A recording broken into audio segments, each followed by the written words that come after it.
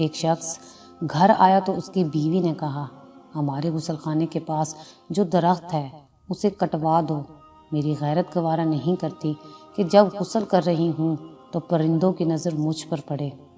وہ بیوی کی اس بات سے بہت متاثر ہوا اور درخت کٹوا دیا۔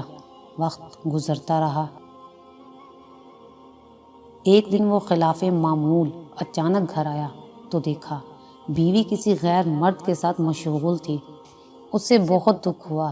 وہ اپنا گھر بار چھوڑ کر بغداد چلا گیا اور وہاں اپنا کاروبار شروع کر لیا۔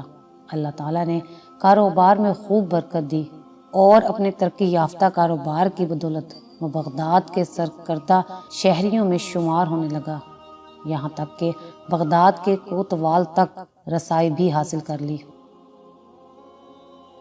ایک دن کوتوال کے گھر چوری ہو گئی۔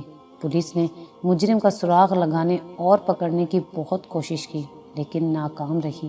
اس شخص نے دیکھا کہ ایک شیخ کا کوتوال کے گھر آنا جانا ہے اور کوتوال ان کی بے حد تعظیم کرتا ہے، لیکن ایک بات اس کی سمجھ میں نہیں آتی تھی کہ شیخ آدھے پاؤں پر چلتے ہیں، پورا پاؤں زمین پر کیوں نہیں رکھتے۔ اس نے کسی سے وجہ پوچھی تو اسے بتایا گیا یہ پورا پاؤں زمین پر اس لیے نہیں رکھتے کہ کہیں کیڑے مکوڑے نہ کچلے جائیں۔ وہ شخص فوراً کوتوال کے پاس گیا اور اسے کہا، جان کی امان ہو تو عرض ہے کہ آپ کی چوری اسی شیخ نے کی ہے۔ جب تحقیق کی گئی تو مال مسروقہ اسی شیخ سے برآمد ہوا۔ کوتوال نے حیرانی سے کہا، ہم نے تو کبھی سوچا بھی نہیں تھا کہ یہ شیخ بھی ایسا کر سکتا ہے، تمہیں کیسے معلوم ہوا؟ اس شخص نے کہا، میرے گھر میں ایک درخت تھا جس نے مجھے نصیحت کی تھی، جو لوگ ضرورت سے زیادہ نیک نظر آنے کی کوشش کرتے ہیں وہ عموماً نیک نہیں ہوتے۔ یہ حقیقت ہے کہ کچھ لوگ فیس بک کی حدود تک ہی با اخلاق رہتے ہیں، حقیقی زندگی میں ان کے شر سے ان کے محلے دار، رشتہ دار، حتیٰ کہ گھر والے بھی پناہ مانگتے ہیں۔